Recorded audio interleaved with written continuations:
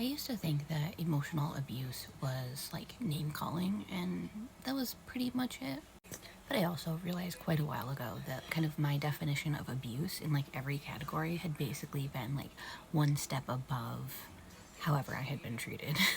So I think that I had really kind of adjusted my definition of abuse to be so that I never qualified for it, basically.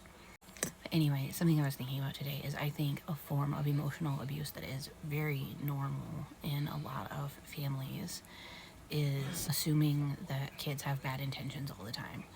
And I think that is abusive because it causes children to internalize that they are bad, and that they don't like deserve the benefit of the doubt. Oh, I don't know, like it just really harms your connection to your parents if they always assume the worst about you.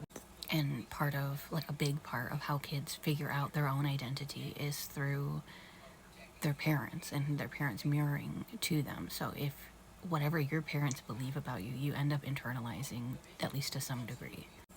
And that's really unfortunate because I think it's extremely prevalent, especially in families that are hierarchical, in that they basically see parents as superior, or adults as superior to children. And so it's really easy to just take a lot of stuff out on the kids, and anytime that their behavior annoys you, you can just assume the worst and sort of like spit that on them, and they kind of have to absorb it. I accidentally got my laptop wet today, and I rely on it for work, and it's a few years old, but we had spent like over $1,000 on it when we had bought it.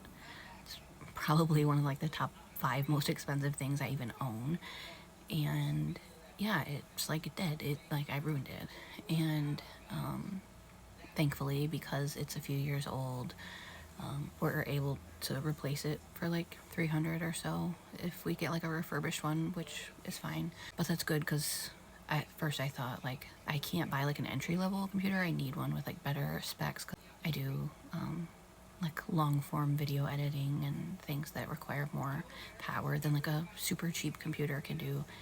Anyway, it just sucks that we have to spend this money because of a mistake that I made. You know, I know like some people with ADHD would kind of like laugh it off as like ADHD tax, but I'm never able to do that, even when it's like a much smaller, much less expensive mistake than this one, because I just always get really triggered into feeling like a bad person, and struggling with wanting to be like really, really critical of myself for causing this problem that now is going to impact my husband. And like, he's not like upset and is like actively encouraging me to be like gentler on myself and stuff, and like he's so sweet and great, but it's kind of just really uncomfortable for me, even though we've been together for so long. Like, it's still weird and hard for me to accept the grace that he offers me, because it's so, I could never have like broken an expensive thing